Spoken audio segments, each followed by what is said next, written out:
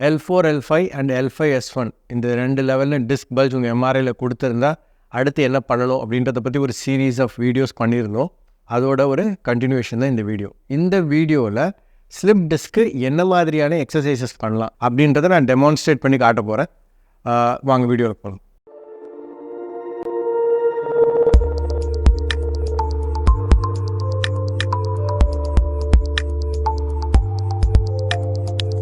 வணக்கம், I am doctor Vijay Raghavan, spine surgeon from Chennai. Lumbar slip disk பற்றி ஒரு சீரீஸ் ஆஃப் வீடியோஸ் பண்ணியிருந்தேன். ஸோ அந்த வீடியோஸ்லாம் பார்த்துட்டு இந்த வீடியோஸ் பார்த்தீங்கன்னா உங்களுக்கு யூஸ்ஃபுல்லாக இருக்கும். பார்க்காதவங்களுக்கு நான் ஷார்ட்டாக சொல்கிறேன். ஸோ கீழ் முதுகில் லம்பார் ஸ்பைனில் ஸ்லிப் டிஸ்க் இருக்குது, அதனால் நரம்பு அழுத்தம் ஏற்படுது, பேக் பெயின் அல்லது சியாட்டிக்கா ப்ராப்ளம் இருக்குது அப்படின்னா அவங்க எல்லாருக்கும் நான் சொல்கிற காமனான விஷயம் 90% of the time majority of the பேஷண்ட்ஸுக்கு அறுவை சிகிச்சை தேவைப்படாது.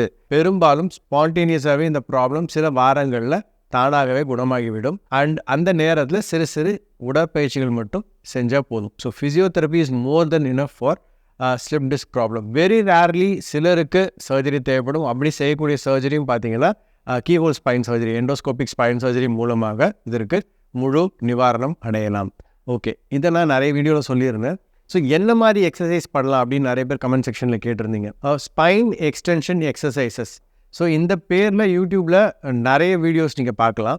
ஸோ இந்த வீடியோவில் நான் ஸ்பெசிஃபிக்காக என்ன சொல்ல போகிறேன்னா, அந்த ஸ்பைன் எக்ஸ்டென்ஷன் எக்ஸசைஸில் ரொம்ப இம்பார்ட்டண்ட்டான 3-4 எக்ஸசைசஸ் மட்டும் டெமான்ஸ்ட்ரேட் பண்ணி காட்ட போகிறேன். ஏன் வெறும் 3-4 எக்ஸசைசஸ் அப்படின்னு கேட்டிங்கன்னா, ப்ராக்டிக்கலாக நாங்கள் பார்க்குற ப்ராப்ளம் பெயின் இருக்கும் பொழுது டயக்னோசிஸ் முடிஞ்சதுக்கு அப்புறமா நம்ம எக்ஸசைசஸ் சஜஸ்ட் பண்ண உடனே ரெகுலராக அந்த பேஷண்ட்ஸ் அந்த எல்லா எக்ஸசைஸும் சின்சியராக ஃபியூ வீக்ஸ் செய்வாங்க.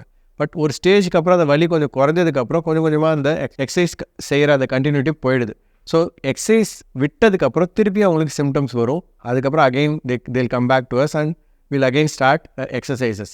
ஸோ நிறைய எக்ஸசைஸை கொஞ்ச நாள் பண்ணுறதை விட மெயினான அந்த 2-3 எக்ஸசைஸை மட்டும் கற்றுக்கிட்டு அதை ரெகுலராக பண்ணிங்கனாலே இந்த ஸ்லிப் டிஸ்க்னால் வரக்கூடிய பெயின் ரிலீஃபும் இருக்கும், திருப்பியும் ஸ்லிப் டிஸ்க் ப்ராப்ளம் அடிக்கடி வராமையும் நம்ம தடுக்கலாம்.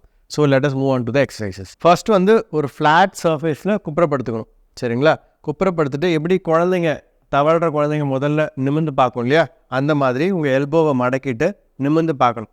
ஸோ இந்த மாதிரி பார்க்கும்போதே உங்களோட கீழ் முதுகில் கொஞ்சம் டைட்னஸ் ஃபீல் பண்ணுவீங்க. அப்படின்னா நீங்கள் கரெக்டாக இந்த எக்ஸசைஸ் பண்ணுறீங்கன்னு அர்த்தம். கழுத்து பகுதியிலையோ இல்லை கைகள்லையோ எங்கேயாவது வலிக்குதுன்னா இந்த எக்ஸசைஸ் தவறாக பண்ணுறீங்கன்னு அர்த்தம். ஸோ ஜஸ்ட்டு நிமிர்ந்து பார்த்தா போதும். எவ்வளோ நேரம் பார்க்குறது அப்படின்றது எவ்வளோ உங்களால் முடியுதோ ஒரு ஃபியூ செகண்ட்ஸ் பார்த்துட்டு அதுக்கப்புறம் அதே மாதிரி கீழே குப்புறப்படுத்தி நீங்கள் ரெஸ்ட் எடுத்துக்கலாம். அதே மாதிரி திருப்பியும் அகெயின். ஸோ இந்த மாதிரி பண்ணால் உங்களோட கீழ் முதுகில் இருக்க தசைகள் இன்னும் ஸ்ட்ராங் ஆகும். இது எக்ஸசைஸ் நம்பர் 1. ஸோ ரெண்டாவது எக்ஸசைஸ் இதே நிமிர்ந்து பார்க்குற விஷயத்த நீங்கள் உங்கள் எல்போவை ஸ்ட்ரெயிட்டாக வச்சுட்டு கூட பண்ணலாம். ஸோ ஸ்ட்ரெயிட்டாக வச்சுட்டு பண்ணிவிட்டு ஃபியூ செகண்ட்ஸ் இதே பொசிஷனில் நீங்கள் மெயின்டைன் பண்ணணும். ஸோ ஸ்ட்ரைட்டாக வைக்கிறது டிஸ்கம்ஃபர்ட் இருந்ததுன்னா நான் முன்னாடியே சொன்ன மாதிரி எல்போ ஃப்ளெக்ஸ் பண்ணிவிட்டு பண்ணால் போதும். ஸோ மூணாவது எக்ஸசைஸ். ஸோ இந்த பாஸ்டரில் நீங்கள் ஃபஸ்ட்டு ரெடி ஆகிட்டு ஃபர்ஸ்ட் நீங்கள் கவனிக்க வேண்டிய விஷயம் உங்களோட ஷோல்டர்லேருந்து உங்களுடைய ரிஸ்ட் வரைக்கும் ஒரே ஸ்ட்ரெயிட் லைனில் இருக்கணும். இது முன்பக்கம் வைக்கக்கூடாது. உங்களுடைய கழுத்து பகுதி கீழே இருக்கணும். அதே மாதிரி உங்களுடைய பட்டக்லேருந்து முட்டிக்கு போகிறதும் ஸ்ட்ரெயிட் லைனில் இருக்கணும். கைகளை முன்னாடி வைக்கிறதோ கால்களை பின்னாடி வைக்கிறதோ பண்ணிங்கன்னா உங்களுக்கு முதுகில் தேவையில்லாம் வலி ஏற்படலாம். ஸோ இதை ஃபஸ்ட் இந்த பாஸ்டரை மெயின்டைன் பண்ணிவிட்டு வலது கையும் இடது காலும் ஆப்போசிட்ஸை நீங்கள் எக்ஸ்டெண்ட் பண்ணணும். ஸோ வலது கை அண்ட் இடது கால் அதுக்கப்புறம் கீழே வச்சுருங்க. அதுக்கப்புறம் இடது கை வலது கால். ஸோ இந்த பொசிஷனில் ஃபியூ செகண்ட்ஸ் இருக்க முடிஞ்சால் இருக்கலாம். பட் இனிஷியலாக நீங்கள் 1 or 2 செகண்ட்ஸ் இருந்தால் போதும். ஸோ வலது கை இடது கால், அதுக்கப்புறம் இடது கை வலது கால். சரிங்களா? But okay. ஸோ இனிஷியலாக உங்களுக்கு ரொம்ப நேரம் அந்த பொசிஷனில் உங்களால் இருக்க முடியாது, பேலன்ஸ் தவறலாம். பட் பண்ண உங்களுக்கு அந்த பேலன்ஸ் சரியானதுக்கப்புறமா அதே பொசிஷனை நீங்கள் 3 செகண்ட்ஸ் இல்லாமல் இன்னும் 5 செகண்ட்ஸ் 10 செகண்ட்ஸ் ஹோல்ட் பண்ணலாம். ஸோ இது எல்லாமே உங்களுடைய கீழ் முதுகில் இருக்கக்கூடிய தசைகளை ஸ்ட்ராங் பண்ணுறதுக்கான எக்ஸசைஸ்.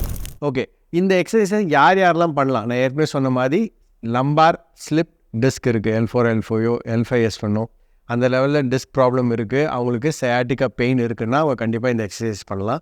யாரெல்லாம் இந்த எக்ஸசைஸ் பண்ணக்கூடாது அப்படின்னா, ஸ்பாண்டலோலிஸ்தசிஸ் இருக்கிறவங்க, அதே மாதிரி வயதானவர்களுக்கு ஏற்படக்கூடிய முதுகுவலி, கால் நரம்பில் ஏற்படக்கூடிய அந்த மரத்து போகும் தன்மை, லம்பார் கெனால் ஸ்டினோசிஸ்ன்னு சொல்லுவோம். ஸோ அவங்கெல்லாம் ஸ்பைன் எக்ஸ்டென்ஷன் எக்ஸசைஸ் பண்ணக்கூடாது. அவங்களுக்கு என்ன மாதிரி எக்ஸசைஸ் அப்படின்றத என்னோட அடுத்த வீடியோவில் சொல்கிறேன். ஸோ நான் ஏற்கனவே ஒரு வீடியோவில் எக்ஸசைசஸ் மூலமாக எப்படி back pain and sciatica relief கிடைக்குது அந்த மெக்கானிசமை டீட்டெயிலாக எலாபரேட் பண்ணி ஒரு வீடியோ போட்டிருந்தேன். ஸோ அதோட லிங்க் கீழே கொடுத்துருக்கு. ஸோ அந்த வீடியோ பார்த்தீங்கன்னா எக்ஸசைஸ் எதுக்காக பண்ணுறோம், அது எப்படி வேலை செய்யுது அப்படின்ற விஷயம் உங்களுக்கு புரியும். ஸோ எப்படி வேலை செய்யுது எக்ஸசைஸ்ன்னு தெரிஞ்சுட்டு பண்ணும்போது அவங்க இன்னும் பெட்டராக அந்த எக்ஸசைஸ் பண்ணுவாங்க. நன்றி, வணக்கம்.